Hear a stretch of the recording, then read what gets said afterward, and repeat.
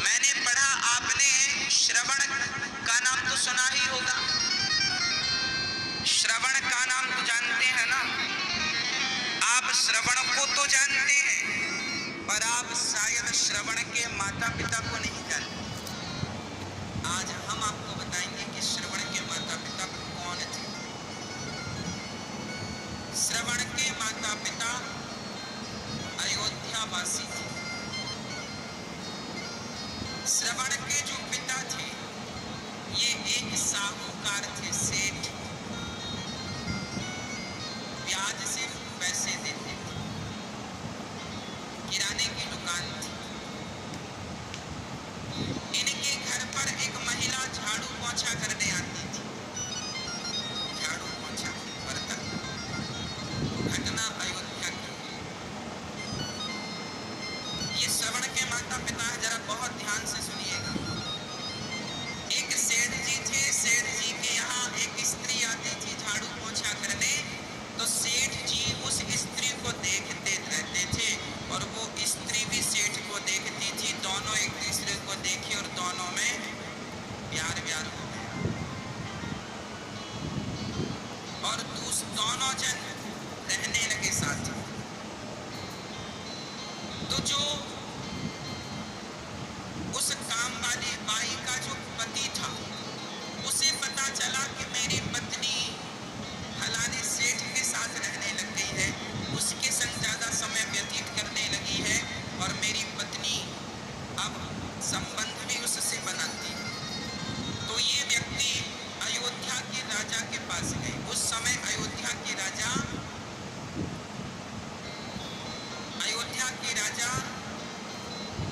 दशरथ जी के पिता हुआ करते थे। आज है ना, उनके पास ये बात पहुंची। उनके पास जब बात पहुंची तो उन्होंने बुलाया, सेठ को बुलाया और बाई को बुलाया, यहाँ आओ। राजा ने कहा क्यों, तुम इसके साथ रहती हो? सेठ से कहा तुम इसको गलत निगाहों से देखते हो। अब सेठ डर गया, वो बाई भी डर गई। हाँ महाराज, हमसे गलती हो गई, ये बड़ी सुंदर है, हमारा मन चला गया। अब वो काम वाली बाई का पति बोला, देखो महाराज, मेरी पत्नी को फलाने व्यक्ति ने, सेठ ने अपना लिया। अब मेरे बच्चे हैं छोटे छोटे, मेरा तो घर बर्बाद हो गया। जब इनका अपराध इन्होंने स्वीकार कर लिया तब राजा ने दंड दिया। अब बताओ ऐसों को क्या दंड मिलना चाहिए? तब राजा ने आज्ञा दी कि इन दोनों ने ये गलती इसलिए की है क्योंकि इन दोनों ने एक दूसरे को देखा, इसलिए दोनों की आंख फोड़ दी जाए, यही इनका दंड है। तो राजा ने उस बाई की और उस सेठ की आंख फोड़वा दी। ये तो न्याय हो गया। क्या हो गया? ये न्याय। और उसके काम वाली के पति ने कहा अब मैं इस महिला को, इस स्त्री को पत्नी के रूप में स्वीकार नहीं करूंगा। वो तो चला गया। अब राजा ने विचार किया कि यदि ये दोनों हमारे राज्य में रहेंगे तो इनको देखकर कल किसी और की निगाहें ना बिगड़ जाए। इसलिए राजा ने उन दोनों अंधा अंधी को अपने राज्य से निकालकर बहुत दूर भिजवा दिया, जंगल में। जाओ, दोबारा राज्य की सीमा में दिखाई मत पड़ना, नहीं तो मृत्यु दंड देंगे। तुम जैसों का दर्शन कोई करेगा तो कहीं उसकी बुद्धि भ्रष्ट ना हो जाए। देखिए न्याय क्या था।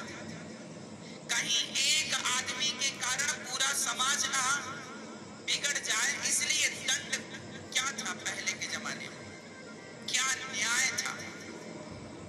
राजा ने वहां से विदा कर दिया। अब वो दोनों जंगल में रहने लगे, एक कुटिया बनाकर सरयू नदी के तट पर। चूंकि सरयू घाघरा के नाम से जानी जाती है। पहले तो जंगल में सिर्फ नदी बह रही थी, वहां रहने लगे।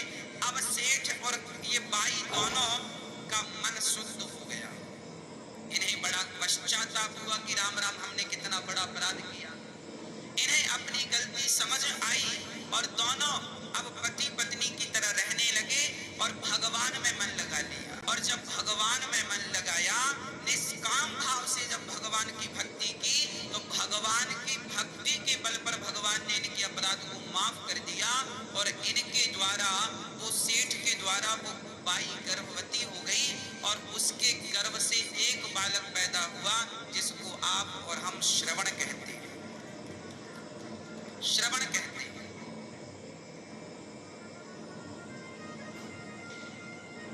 फिर श्रवण अपने माता पिता की सेवा करने लगे। श्रवण का विवाह हुआ तो श्रवण की पत्नी अपने अंधा अंधी को महेरी खवाया करती थी। महेरी जानते हैं? छाछ जानते हैं? छाछ, मही, मट्ठा, छाछ। छाछ में चावल डाल दो, थोड़ा सा नमक डाल दो और उसे पका करके खा लो, उसे महेरी बोलते हैं। तो जो श्रवण की पत्नी थी, वो अपने अंधा अंधी को छाछ में चावल पका करके खवाती थी और अपने पति को दूध में चावल पकाकर, मतलब खीर खवाती थी। अच्छा, दोनों दिखने में एक से दिखते थे। तो श्रवण के माता पिता सामने ही बैठ के खट्टी खीर खाते थे और ये मीठी खीर खाते थे। एक दिन श्रवण के माता पिताजी की थाली की जो खट्टी वाली खीर थी, महेरी, वो ज्यादा गर्म थी। तो श्रवण ने पिता की थाली स्वयं ले ली और अपनी थाली पिता को दे दी।